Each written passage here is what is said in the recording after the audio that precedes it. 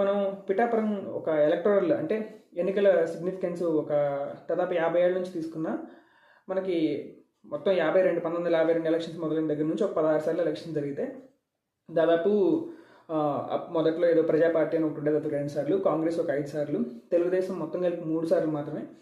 అది కాకుండా ప్రజారాజ్యం పార్టీ కూడా ఒకసారి గెలిచింది, భారతీయ జనతా పార్టీ కూడా ఒకసారి గెలిచింది, రీసెంట్గా వైకాపా కూడా గెలిచింది. సో ఇక్కడ ఒకసారి ట్రెండ్ చూస్తే వీళ్ళు గెలిపించిన పార్టీ అంటూ లేదంటే వచ్చిన ప్రతి పార్టీని గెలిపించారు, అందరికీ ఒక అవకాశం ఇచ్చారనమాట. సో ఇప్పుడు మనకి గత 50 ఏళ్ళుగా ఎలక్టోరల్ హిస్టరీ చూసుకున్నా కానీ 1972 నుంచి దాదాపు ఒక పార్టీకి తిరిగి మళ్ళీ గెలిపించిన దాఖలాలు కూడా లేవు. వాళ్ళు కొన్నిసార్లు వ్యక్తిని చూసేశారు, కొన్నిసార్లు పార్టీని చూసేశారు, కొన్నిసార్లు కొత్తగా అవకాశం ఇద్దామని వేశారు. ప్రజారాజ్యం భారతీయ జనతా పార్టీకి కూడా ఆంధ్రలో అవకాశం ఇచ్చారంటే చూడాలి వాళ్ళ రాజకీయ చైతన్యం ఏ స్థాయిలో ఉందనేది మనకి ఈజీగా అర్థమవుతుంది. అసలు ఇండిపెండెంట్లు కొత్త కొత్త పార్టీలను కూడా